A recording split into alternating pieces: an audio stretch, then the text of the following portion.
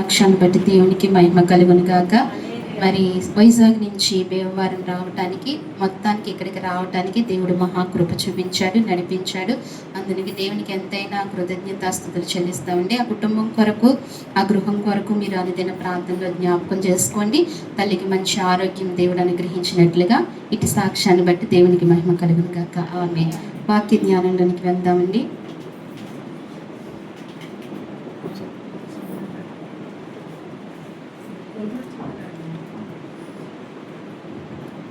లూకా రాసిన సువార్త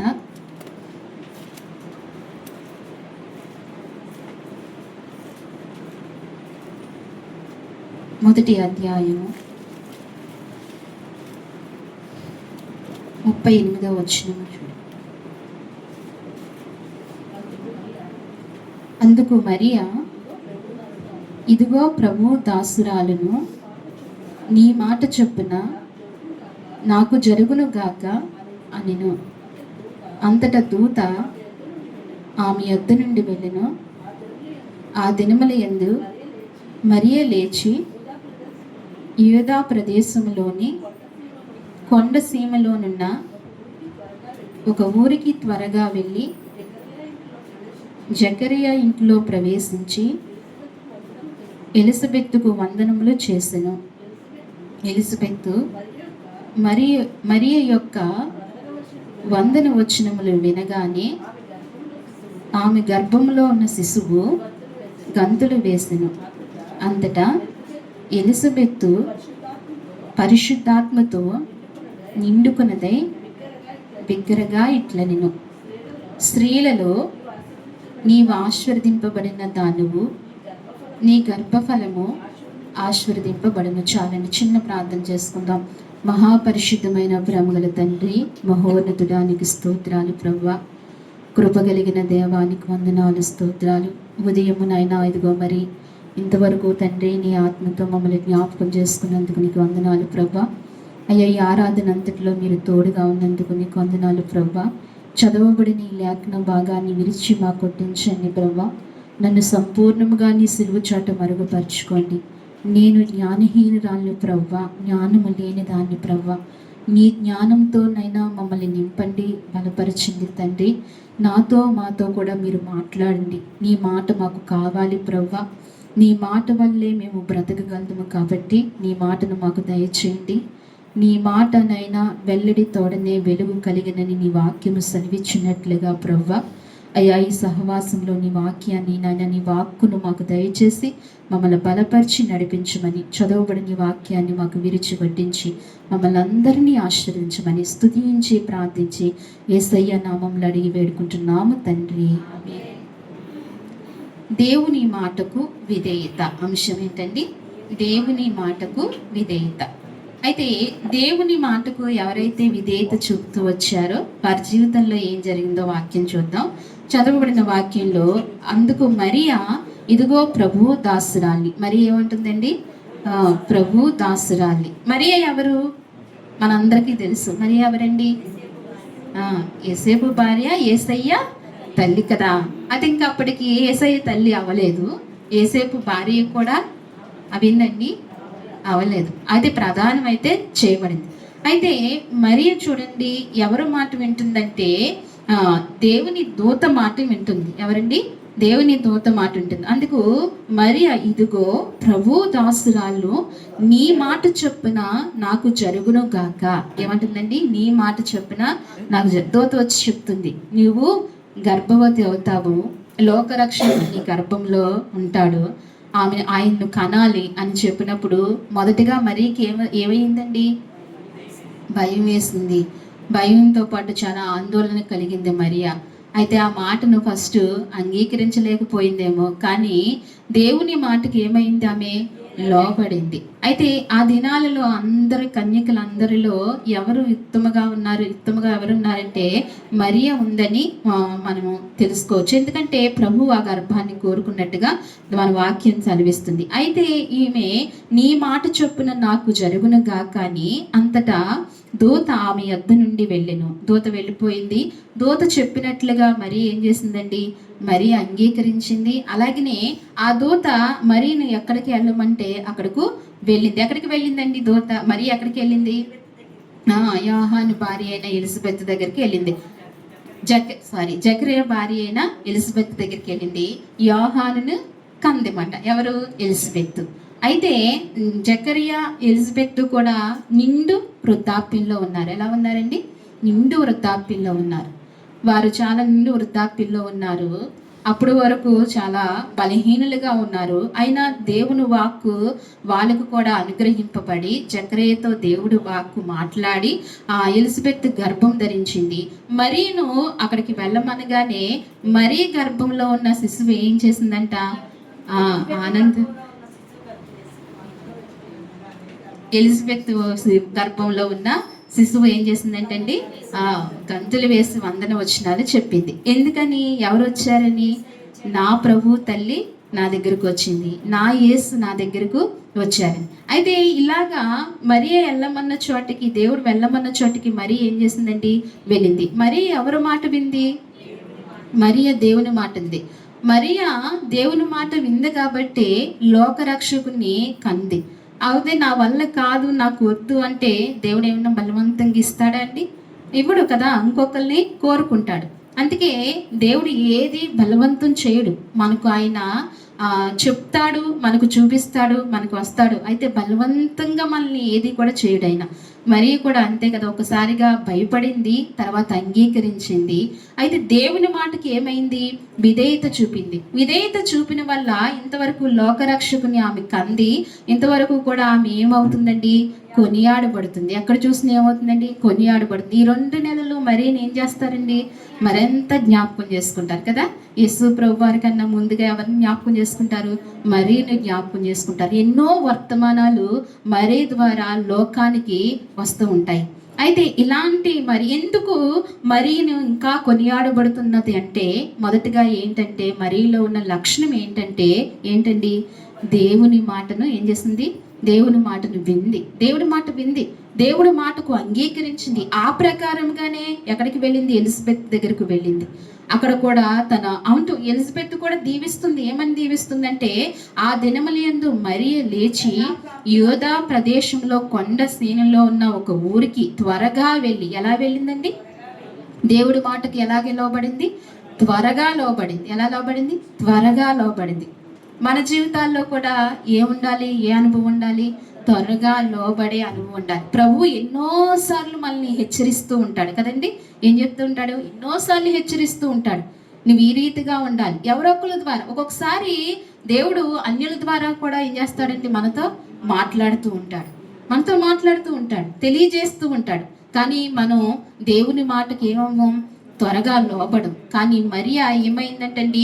త్వరగా దేవుడు చెప్పగానే ఆ ఊరికి త్వరగా వెళ్ళి జకరియా ఇంటిలో ప్రవేశించి ఎలిజబెత్కు వందన వచనములు చెప్పింది. ఏ వచనాలు చెప్పిందండి? మనం కనపడగానే క్రైస్తవులు ఏం చెప్పుకోవాలి? నిండు మనసుతో ఏం చెప్పుకోవాలండి? వందనాలు చెప్పుకోవాలి. మనసులో ఏదో పెట్టుకుని పైకి వందనాలు చెప్తే దేవుడికి అది ఇష్టం ఉండదు. ఎలా చెప్పాలండి? మంచి మనసుతో మన తోటి సహోదరుల్ని మంచి మనసుతో ఏం చేయాలి? అంగీకరించాలి, వారిని ప్రేమించాలి. వెంటనే కనపడగానే ఏం చేయాలి? వందనం చెప్పుకోవాలి. అది క్రైస్తవునికి ఉన్న గొప్ప లక్షణము, మంచి లక్షణము. అది నేర్చుకోవాలి. ఎవరు కనిపించినా ఏం చెప్పాలండి?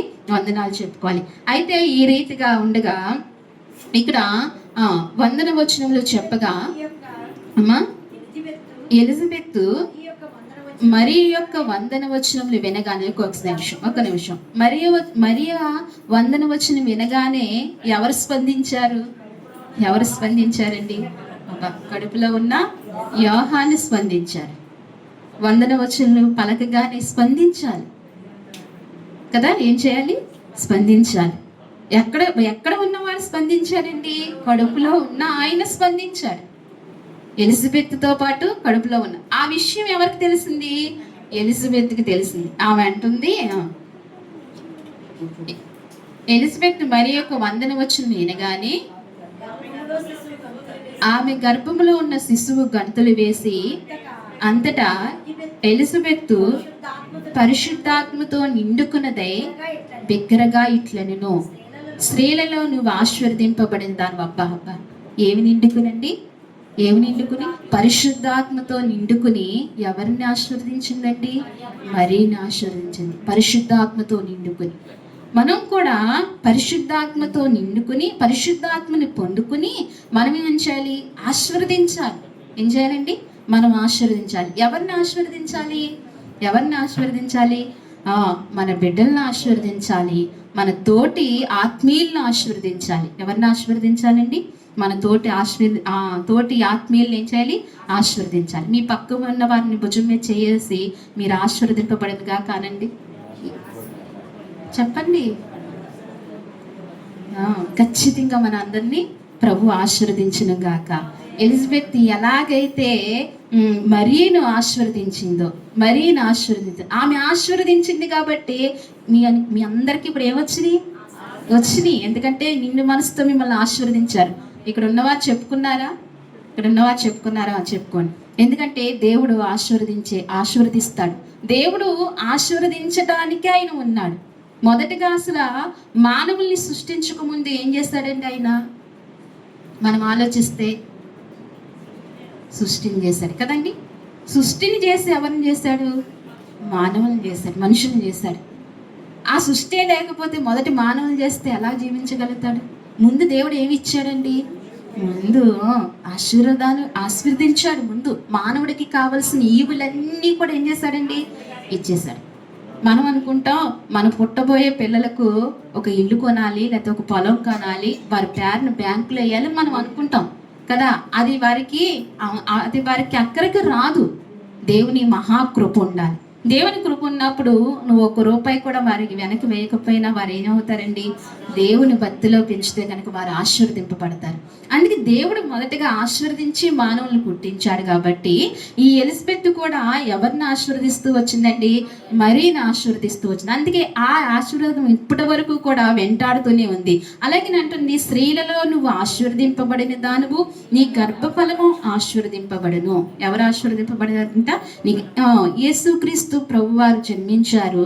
ఆయన ద్వారా ఆయన లోకరక్షకుడు. ఇలా మనందరము ఎవరమండి? మనందరం ఎవరము? ఆయన ద్వారా పుట్టిన వారు. ఎవరండి?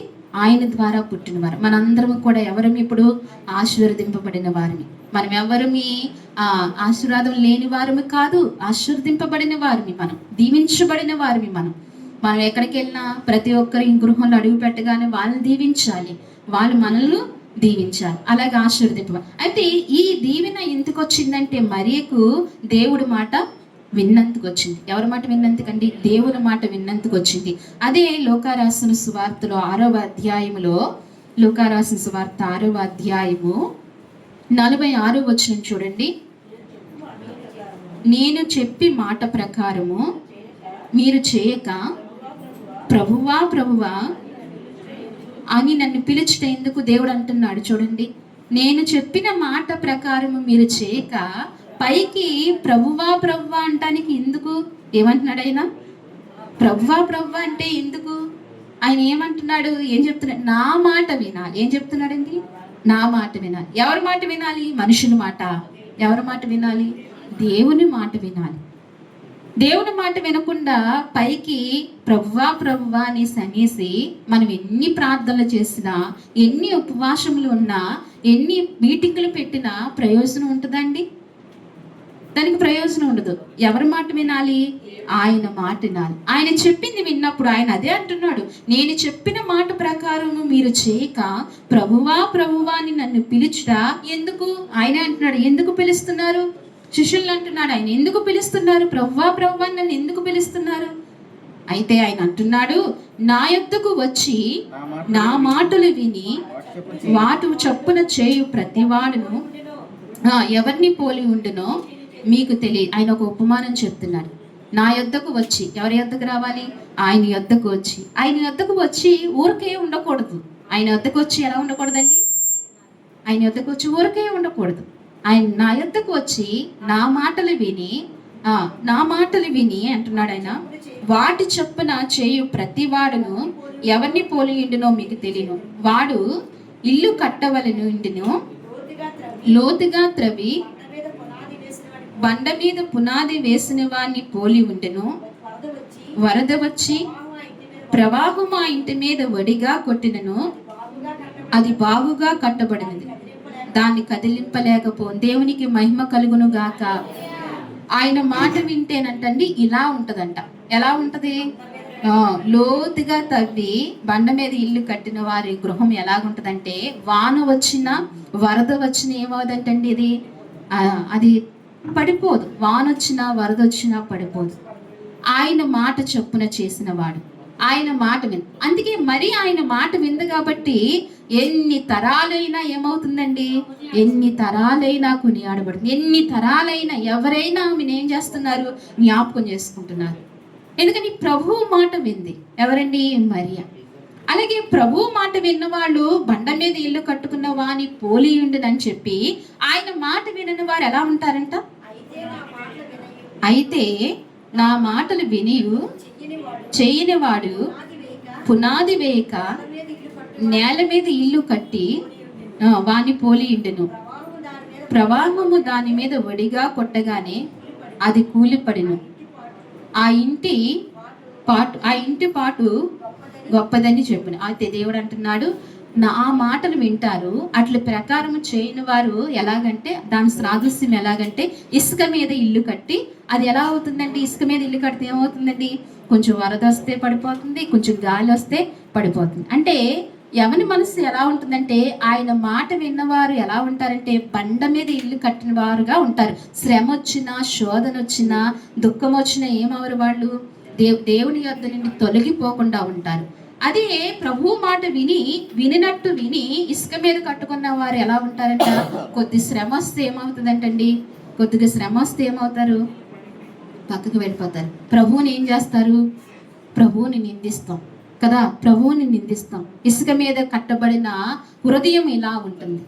బండ మీద కట్టబడిన హృదయం ఎలా ఉంటుంది? ఎన్ని శ్రమలు వచ్చినా, ఎంత కొట్టబడినా, ఎంత నెట్టవేయబడినా వాళ్ళు ఏమవ్వరండి? పడిపోరు. ఎన్ని శ్రమలు రాని, శ్రమ వెనకాల వచ్చినా అలానే నిలబడతారు. ఎంత గాలి వచ్చినా, ఎంత వాన వచ్చినా ఏమవుతుందండి? అలాగే నిలబడతారు. అది ఇసుక మీద కట్టబడిన వారు ఎలా ఉంటారంటే, గాలి రాగానే ఏమవుతారు? పడిపోతారు. చిన్న గాలికి పడిపోతూ ఉంటారు. వారి మనసు ఏమైపోతూ ఉంటుంది? చెదిరిపోతూ ఉంటుంది. అందుకే ఆయన అంటున్నాడు, నా మాట విని ఏం చేయాలంటండి? దాని ప్రకారంగా చేయాలి. ఆయన మాట విన్నవారు ఎలా బాగుపడ్డారంటే, ఎలా మేలు పొందుకున్నారంటే, ఆయన మాట విన్నవారు ఎలాగైతే దీవించబడ్డారు అంటే, ఒక మాటలో మనం చూద్దాం. ఆదికాండము ఆయన మాట వినటం వల్ల ఎంత శ్రేయస్కరమో. యావత్తు మానవులంతా నశించిపోయినా ఆయన మాట విన్నవారు నశించిపోకుండా ఉన్నారు, బ్రతికారు. ఆదికాండము 6వ అధ్యాయము 22వ వచనం చూడండి. నోవహు అట్లు చేసెను, దేవుడు వారికి అతనికి ఆజ్ఞాపించిన ప్రకారము యావత్తు చేసెను. చాలండి. దేవునికి మహిమ కలుగును గాక. ఎవరిని జ్ఞాపకం చేస్తున్నాడండి దేవుడు? నోవహుకి ఏం చెప్పాడండి దేవుడు కదా? దేవుడు చెప్పింది నోవహు ఏం చేశాడండి? యావత్తు ప్రకారము చేశాడంట. ఏం చేశాడంటండి? యావత్తు చేశాడంట. ఆయన చెప్పింది ఒకటి కూడా మర్చిపోకుండా, ఒకటి కూడా విడిచిపెట్టకుండా ఏం చేశాడండి? అసలు అనుభవం లేని పని ఏంటండి? అనుభవం లేని పని ఎవరిది? నోవహుది. అసలు ఆ కష్టం ఏంటో తెలియదు కదా. ఇప్పుడు మనందరికీ మనకు వచ్చే కష్టాలు తెలిస్తాయా, తెలియవా? తెలుస్తాయి. అన్ని కదా. బలహీనత తెలుసు కదా కదా రుణ సమస్యలు తెలుసు, లేకపోతే మనుషులు కోల్పోవడం తెలుసు. ఇలా రకరకాల కష్టాలు, నిందలనే కష్టం, అన్ని కష్టాలు నోవహుకు తెలుసండి. ఆనాడు ప్రజలకు తెలుసా వచ్చే కష్టం? తెలుసా? జల ప్రళయం వస్తుందని చెప్పాడు. అది ఏంటో కూడా తెలీదు, పేరు తెలీదు, ఎలా ఉంటుందో తెలీదు, ఏమీ తెలీదు. అయినా నోవహు ఏం చేశాడండి? దేవుని మాటకి ఏం చేశాడు? విధేయత. ఆ వాడను తయారు చేస్తున్నంత సేపు ఎంతగా ఎగతాళించబడ్డాడో తెలుసండి. ఎవరు? కనిపించని దేవుడు, పరమందున్న దేవుడు చెప్పాడు ఆ ప్రకారంగా తయారు చేస్తున్నాడు. ఇక్కడ తయారవుతుండగా ఈ లోపల చుట్టూ ఉన్న మనుషులు ఎంత ఈ వెర్రివాణిగా చూశారు, ఎన్ని మాటలు అన్నారు, ఎంత నిందించాడు, ఒక పిచ్చివాణిగా చూశాడు. ఎవరిని? నా అవన్నీ ఏమి పట్టించుకోకుండా నా ఏం చేశాడండి, ఒకటే కేవలము ఒకటే అదేంటండి, దేవుని మాటకు విధేయుడయ్యాడు, దేవుని మాట విన్నాడు, అంతే. ఇవన్నీ ప్రక్కన పెట్టాడు. మనము దేవునిలో ఎదుగుతున్నప్పుడు, దేవుని మాట మనం వింటున్నప్పుడు అనేక సుడిగాలులు మనల్ని చుట్టుకుంటూ ఉంటాయి, అనేక ఒడిదుడుకులు మనల్ని వస్తూ ఉంటాయి. అవన్నీ ఏం చేయాలి, మనము పక్కన పెట్టి ఏం చేయాలండి, దేవునిలో మనం ఎదుగుతూ ఉండాలి, దేవుని మాట వింటూ ఉండాలి. అయితే ఆనాటి కాలంలో నోవహు ఏం చేశాడంటే దేవుని మాటకి ఏమైపోయాడండి, విధేయుడైపోయాడు. దేవుని మాటకి ఏమైపోయాడు, విధేయుడైపోయాడు, దేవుని మాటకు లోబడ్డాడు, అంతే. దేవుడు చెప్పిన ప్రతి ప్రకారంగా అంటాడు ఇక్కడ, యావత్తు చేశాను. ఏం చేశాడంటండి, యావత్తు చేశాను. అయితే నోవహు ఇలా చేశాడు కాబట్టి ఏమయ్యాడండి, ఒక మాటలో చెప్పాలంటే ఏమయ్యాడు, అందరూ ఏమయ్యారు, అందరూ ఏమైపోయారు, అందరూ నశించిపోయారు కదండి. ఇక్కడే ఉంటుంది కదా 7వ వచనంలో, 7వ అధ్యాయంలో 20వ వచనం చూస్తే చూడండి, 18వ వచనం చూడండి. జలములు భూమి మీద ప్రచండంగా ప్రబలిల్లి మిక్కిలి విస్తరించినప్పుడు వాడ నీళ్ల మీద నడిచెను.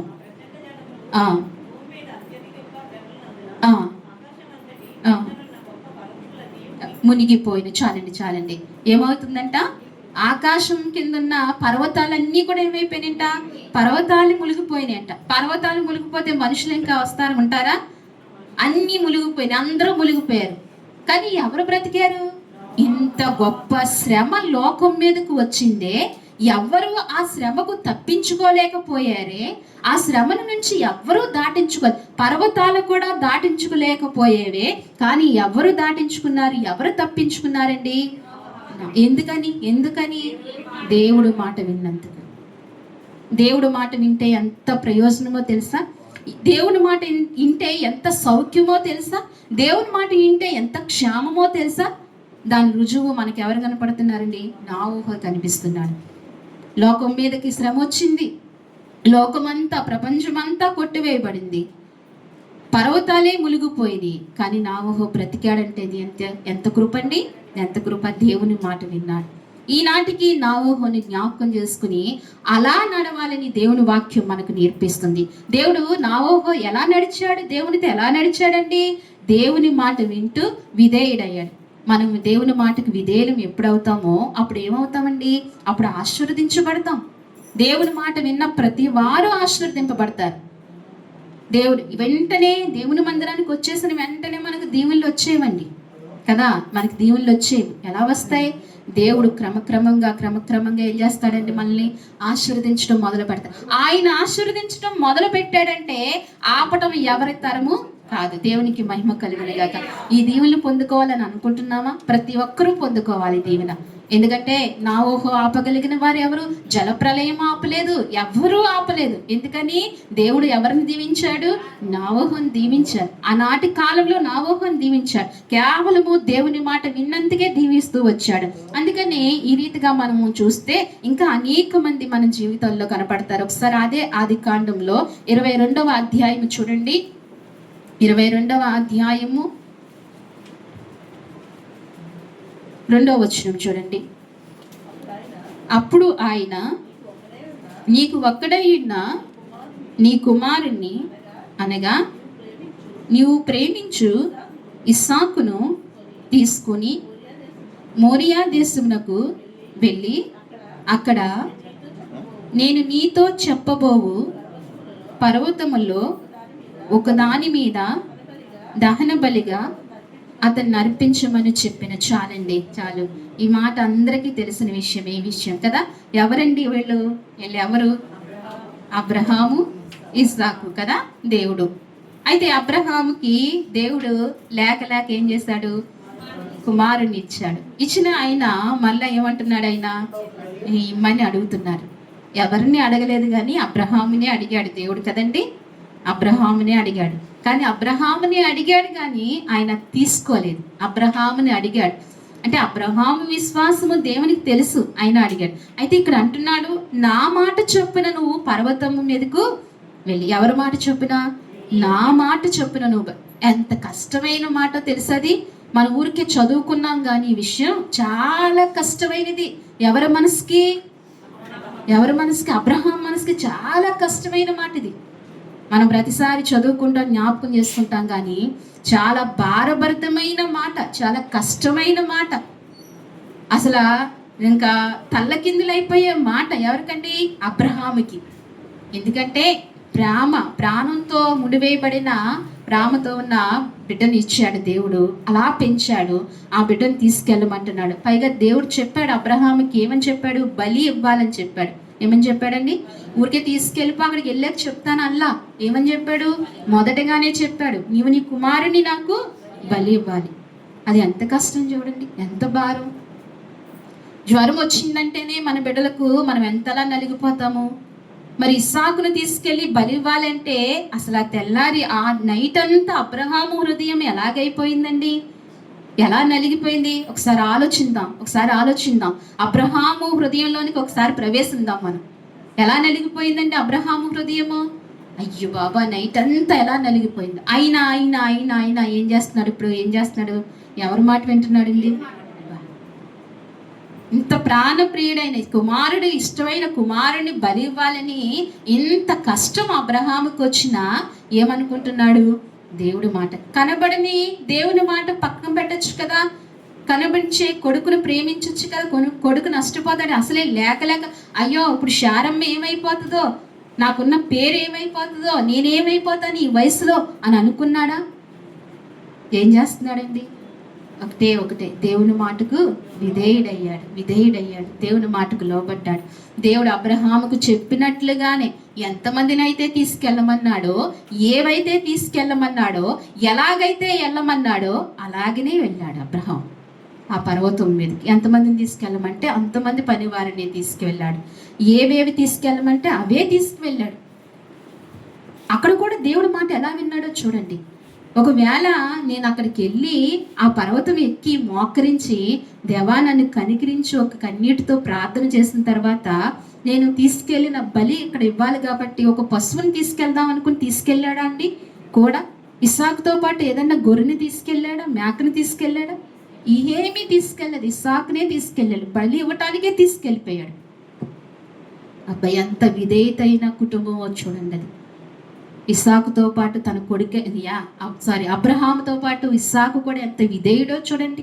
ఆ కుటుంబం ఎంత విధేయత కలిగిన కుటుంబమో చూడండి. అలా వెళ్ళిపోయారు, పైకి వెళ్ళిపోయారు, అంతే ధైర్యంగా వెళ్ళిపోయాడు. అసలు ఒక విషయం ఆలోచిద్దాం, ఎంత బలం ఉన్నా, ఎంత హృదయంలో సంతోషం ఉన్నా మనము కొండ ఎక్కగలుగుతామా? అనుభవం ఉన్నవారు చెప్పండి. విజయవాడ ఏదైనా కొండ ఎక్కుంటే చెప్పండి, ఎక్కగలుగుతామా? ఎంత బలం ఉన్నా. రాత్రంతా కృంగిపోయాడే. దేవుని మాట విన్నాక ఆ తిండి లేదేమో అబ్రహాములో. మనసంతా ఏమైపోయింది? చాలా నలిగిపోయింది. వేదనతో ఉంది. వేదన ఉన్నప్పుడు ఏముండదండి, శరీరానికి ఏముండదు? బలం ఉండదు. బలము కోల్పోతాం, ఇక నీరసం అన్నీ వస్తాయి. అలాంటి పరిస్థితిలో అబ్రహాం ఏమైపోయాడండి?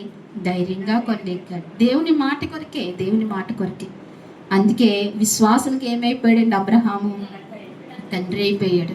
విశ్వాసులకి తండ్రి అవటమే కాదు, అబ్రహాము ఎలాగా ఆశీర్వదింపబడ్డాడండి.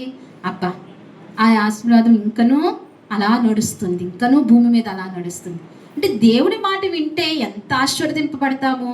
మొదట అబ్రహాము దినాలు మనకు తెలుసు. తను ఏం చేసుకుంటూ వచ్చాడండి? బొమ్మలు చేసుకుంటూ వచ్చాడు. తినడానికి కష్టం కలిగిన రోజులు అబ్రహాం జీవితంలో. ఎప్పుడైతే దేవుని మాట వింటూ వచ్చాడో అప్పుడు ఏమవుతూ ఉంటాడండి? అంచెలంచెలుగా ఆశీర్వదింపబడుతూ వచ్చాడు. అబ్రహాం బాగా లోబడ్డాడు. ఎవరి మాటకండి? దేవుని మాట. అన్ని సౌఖ్యంగా ఈ స్థలంలో కూర్చుకున్నాడు, ఇక్కడ అన్ని సంపాదించుకున్నాడు, అన్ని బాగున్నాయి, ఇక్కడ అంతా ఓకే అనిపించుకున్నాడు. తర్వాత మళ్ళీ దేవుడు ప్రత్యక్షమై ఇక్కడి నుంచి లేగు అంటే ఏం చేస్తాడండి? మనం అలా వెళ్ళగలదామా? దేవుడి మాటకు ఎంత లోబడ్డాడో చూడండి. దేవుడి మాటకు లోబడితే గనక, దేవుడి మాటకు విధేయత చూపితే గనక ఎంత దీవెన, ఎంత ఆశీర్వాదమో మనకు ఇప్పుడు ఈ వాక్యముల ద్వారా మనకు అర్థమవుతుంది. అబ్రహాం ఆ రీతిగా చేశాడు కాబట్టి ఇస్సాకును కూడా ఏం చేశాడు? దేవుడు తిరిగి ఇస్సాకును కూడా ఇచ్చాడు. అలాగనే నిర్గమాకాండంలో ఈ మాట చూపించిన వాక్యాన్ని ముగిస్తానండి. నిర్గమాకాండము భక్తులు అందరూ కూడా దేవుని మాటకు లోబడుతూ వచ్చారు. నిర్గమాకాండము 40వ అధ్యాయము 16వ వచనం చూడండి. మోషే ఆ ప్రకారము చేసెను, యెహోవా అతనికి ఆజ్ఞాపించిన వాటినన్నిటినీ చేసెను, అలాగునే చేసెను. చాలండి. ఎవరండి? మోషే.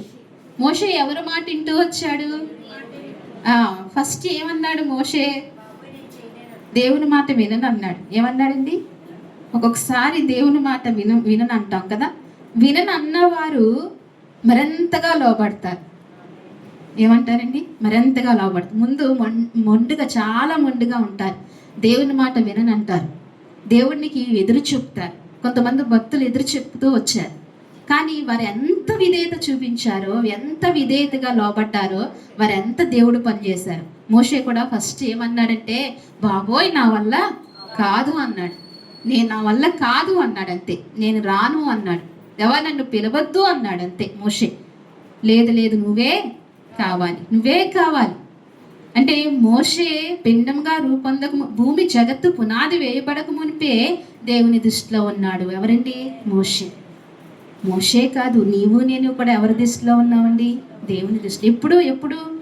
ఎప్పుడో పునాది వేయబడక మునిపే దేవుని దృష్టిలో ఉన్న వ్యక్తులు మనం. ఆ వ్యక్తులు అని మనం గ్రహించాలి.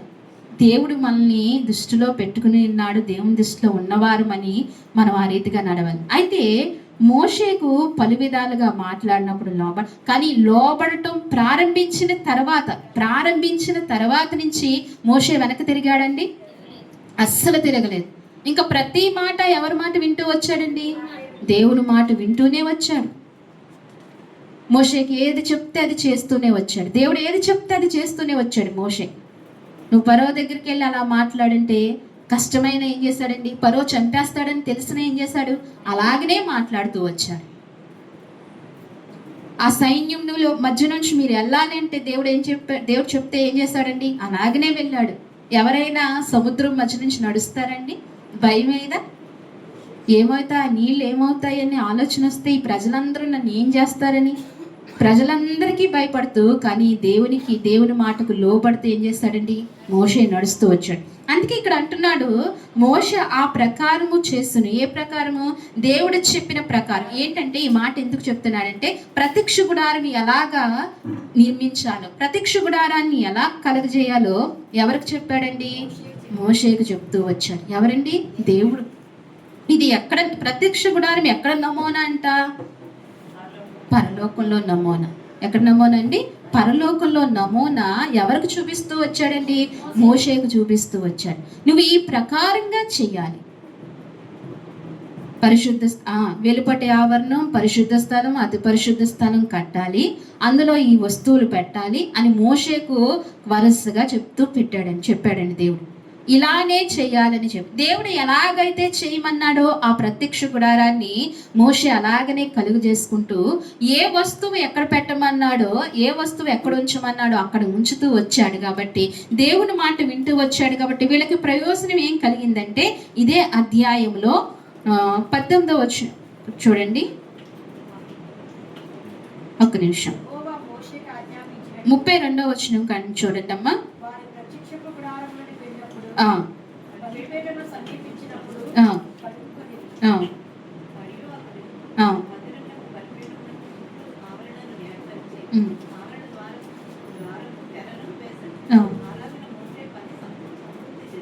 మోషే పని సంపూర్తి చేశాను. దేవుడు చెప్పిన పని అంతటిని సంపూర్తి చేశాను.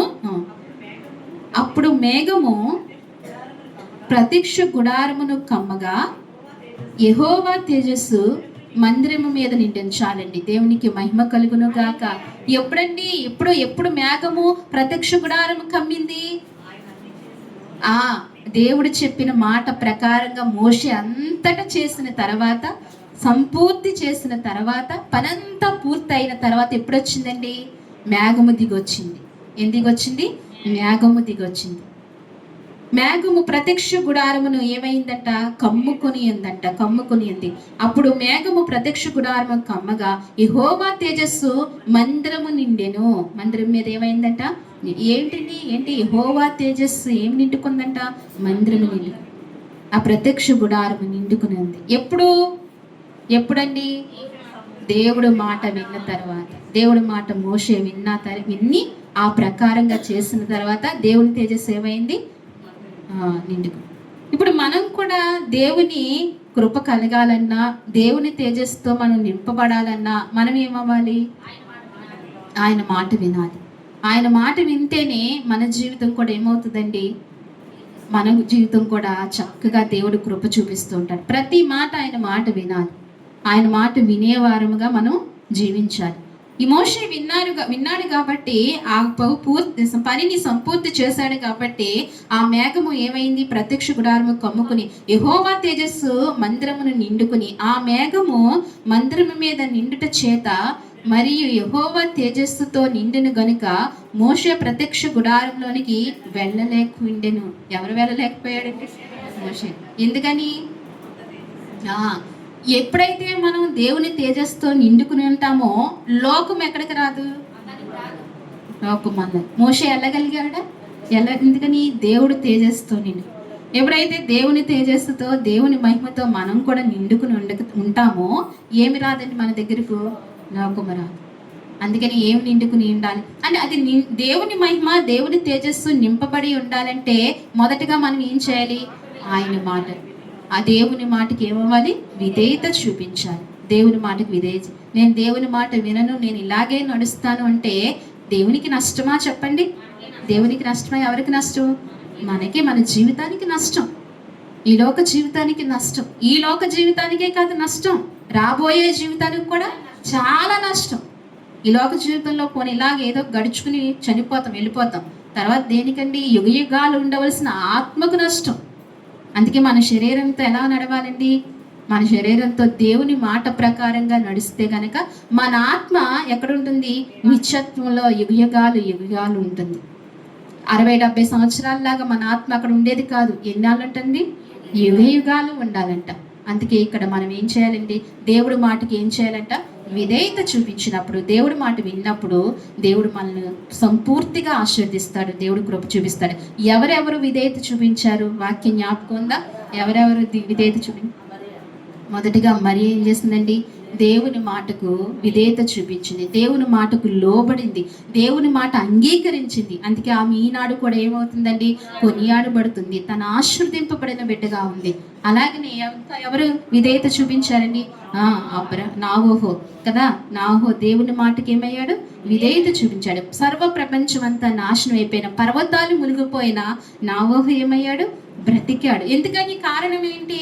దేవుని మాట విన్నందుకు. దేవుని మాట వింటే మన జీవితంలో ప్రవాహం లాంటి పరిస్థితులు మనల్ని దాటుకుని వెళ్తాయి, కానీ మనం ఏమవుతామండి? క్షేమకరంగా ఉంటామని దేవుడి వాక్యం సెలవిస్తుంది. అందుకే దేవుని మాటకు మనం ఏమవ్వాలి? విధేయత చూపేవారముగా ఉండాలి. అలాగే అబ్రహాము తన జీవితంలో లేక కలిగిన కుమారుని ఇవ్వటానికి ఏమయ్యాడండి? అసలు వెనుదీయకుండా వెళ్ళిపోయాడు. దేవుని మాటని ఎలాగైతే చెప్పాడో దేవుని మాటకు అలాగనే చేశాడు. అబ్రహాం కూడా ఏమయ్యాడు? ఆశీర్దింపబడ్డాడు. తన కుమారుడు ఆశీర్దింపబడ్డాడు, తన కుటుంబం ఆశీర్దింపబడింది. అదా ఇశ్రాయేలు అంటున్నామే. ఎక్కడి నుంచి వచ్చారా ఇశ్రాయేలు? అబ్రహాం సంతానమే కదా ఇశ్రాయేలు అంటే. ఇశ్రాయేలు స్థుతుల పైన ఎవరండి?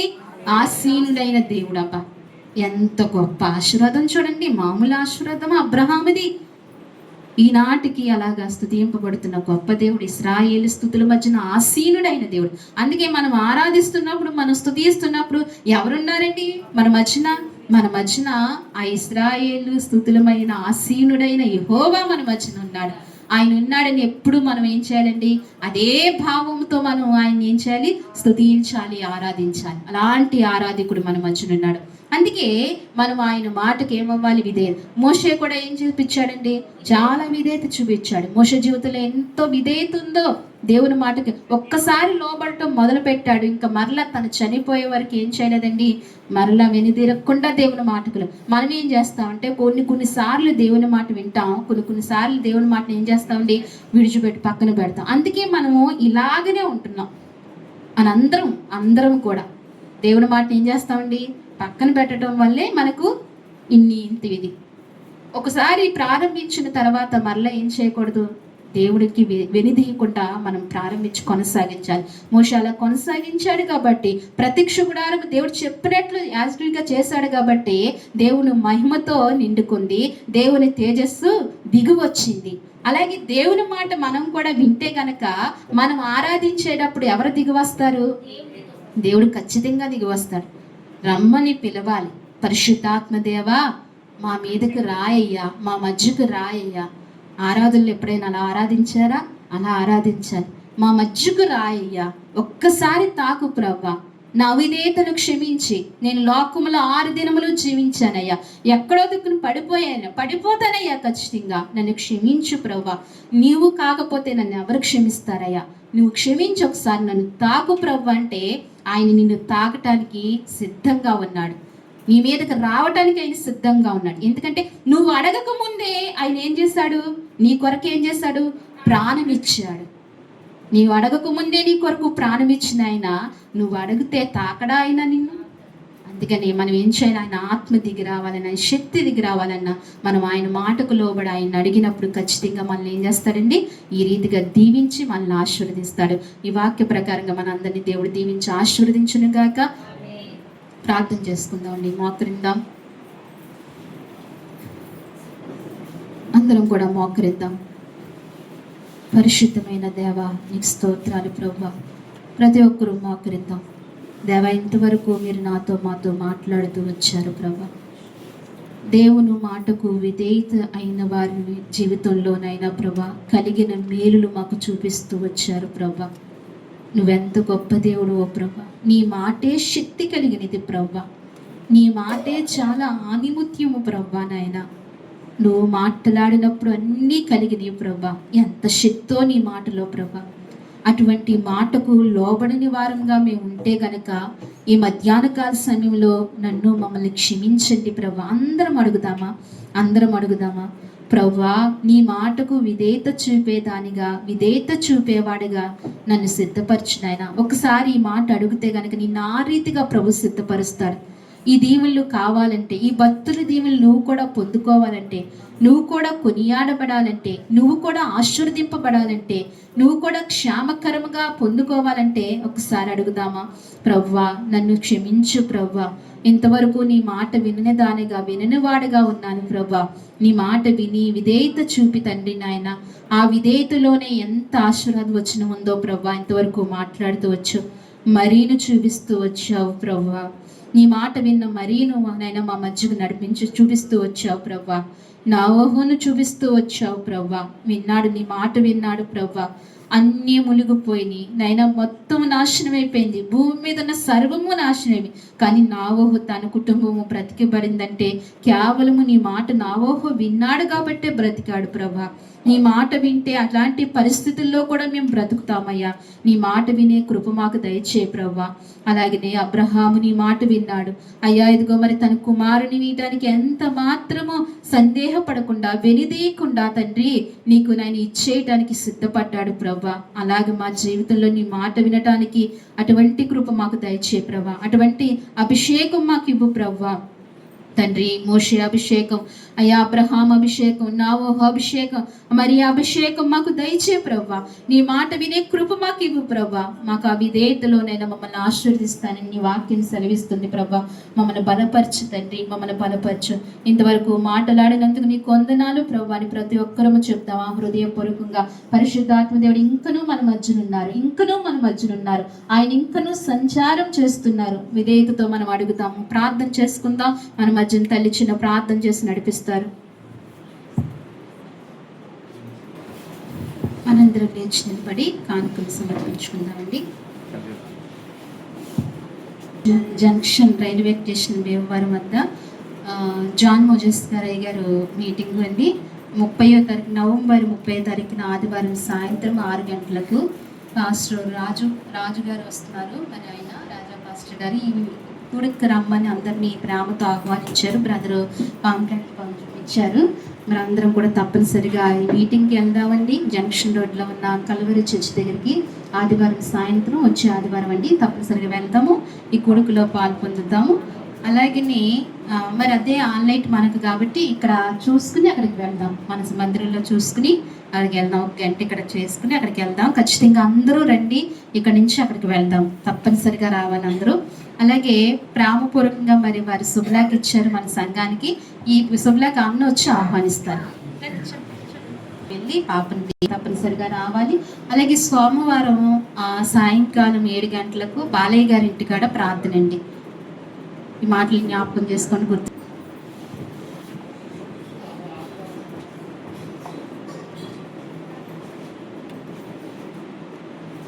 మహాపరిశుద్ధమైన ప్రేమగల తండ్రి, మహాగరుడ, మహోన్నతుడా, మీ ఘనమైన ఉన్నతమైన పరిశుద్ధమైన నామానికి వందనాలు స్తోత్రాలు చెల్లిస్తున్నాము ప్రభువా. అయ్యా ఇదిగో మరి ఎక్కడైతే నా నామమున 2-3 కూడి ఉంటారో వారి మధ్యన నేను నివాసం చేస్తానని సెలవిచ్చిన గొప్ప దేవ, మరి మా మధ్యన మీరు ఉన్నందుకే ఇంతవరకునైనా మా ఆరాధన అంతట్లో మీరు తోడుగా ఉండి నడిపించినందుకే నీకు వందనాలు స్తోత్రాలు చెల్లిస్తున్నాము ప్రభువా. గడిచిన నా ప్రభు పరిశుద్ధ దినము నుంచి నా ప్రభు పరిశుద్ధ దినము వరకు నీ సజీవమైన రెక్కల చాటున మమ్మల్ని అందరినీ మీరు బలపరిచినందుకే నీకు వందనాలు తండ్రి. ఇంతవరకు మీరు మాతో మాట్లాడుతూ వచ్చారు ప్రభువా. దేవుని మాటకు విధేయత చూపిన వారిని మాకు చూపిస్తూ వచ్చారు ప్రభువా. మా మధ్యన మరీ నుంచారు ప్రభువా, నోవహు నుంచారు ప్రభువా, అబ్రహాము నుంచారు ప్రభువా, మోషే నుంచారు ప్రభువా. వారి జీవితంలో కలిగిన మేలులు నైనా మహోపకారములు ప్రభువా నువ్వు మాకు జ్ఞాపకం చేస్తూ వచ్చావు. ఆ రీతిగా నీ మాటకు విధేయత చూపితే మేము నైనా ప్రభువా అంతకంటే రెట్టింపు ఆశీర్వాదాలు పొందుతావని నీ వాక్యం సెలవిస్తుంది నాయన. ఈనాటి నుంచి నీ మాటకు విధేయత చూపే వారంగా మేము జీవించడానికి నీ కృపను మాకు అనుగ్రహించండి. ఈ మాటలను బట్టి మాకు బలపరిచినందుకే నీ వాక్కునిచ్చి మమ్మల్ని నైనా అయ్యా తండ్రి మా ఆత్మను బలపరిచినందుకే నీకు వందనాలు స్తోత్రాలు చెల్లించుకుంటూ ప్రభా ఇంతవరకు నీ కృప చూపించినందుకు నీకు వందనాలు. వచ్చిన నీ బిడ్డలు మీరు జ్ఞాపకం చేసుకోండి. పేరు పేరున మీరు దీవించండి, ఆశీర్వదించండి. వచ్చిన ప్రతి బిడ్డను నైనా ప్రభా నైనా ముఖ్యంగా ప్రతి ఒక్కరిని మీరు ఆశీర్వదించండి. గొప్ప కృప బిడ్డలకు అనుగ్రహించండి. వారి నైనా చేసిన కష్టార్జితంలో నైనా ప్రభా వారిని పడిన కష్టార్జితం అంతా తీసుకొచ్చి నైనా నీ సన్నిధిలోనైనా ఎవరైతే ఏదైతే అర్పించారో అర్పణంతయో కూడా మీరు అంగీకరించండి ప్రభా. ఆ కష్టార్జితాన్ని మీరు దీవించండి, మీరు ఆశీర్వదించండి తండ్రి. వారికి నైనా ప్రభా నూరంతల ఆశీర్వాదం మరి దయచేయమని మీ సన్నిధిలో ప్రార్థిస్తున్నాం తండ్రి. సహాయం చేయండి. మంచి ఆయుర ఆరోగ్యాలు నీ బిడ్డలందరికీ దయచేయండి. ఈ వారం నీ మందిర మహిమతో నీ బిడ్డలు నింపుకొని వెళ్ళడానికి సహాయం చేయమని, ఈ వారం బిడ్డలకి ఏదైతే అవసరమో అన్నీ కూడా యేసుక్రీస్తు నామములో తీర్చమని ప్రార్థిస్తున్నాం తండ్రి.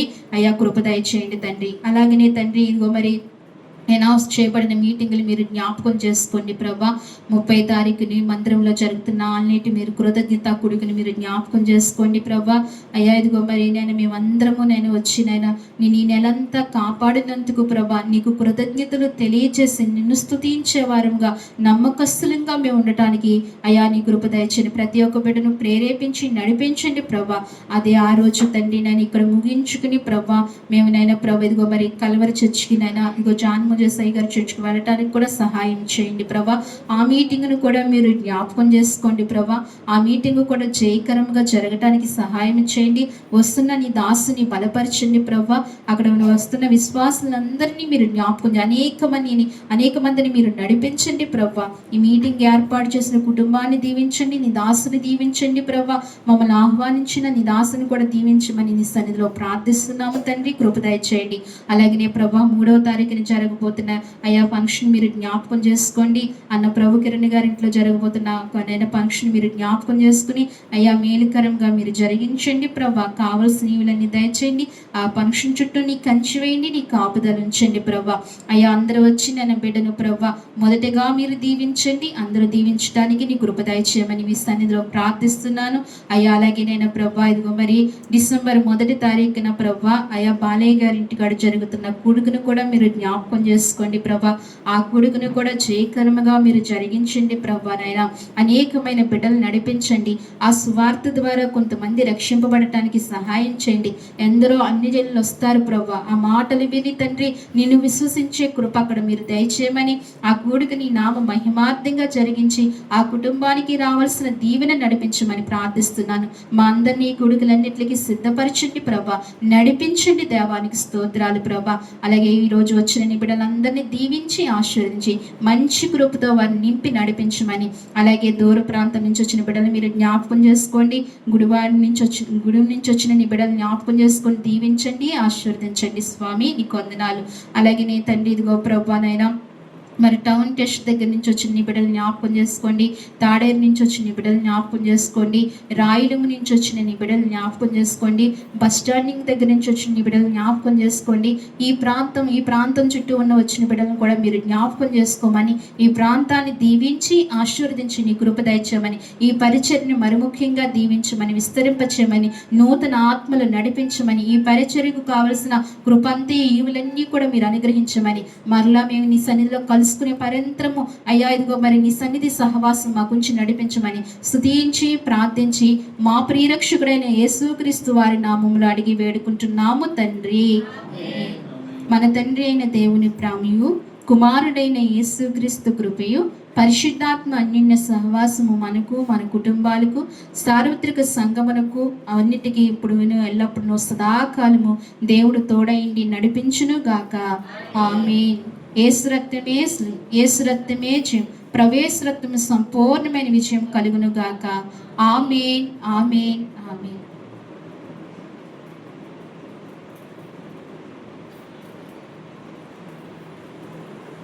అందరికీ వందనాలండి.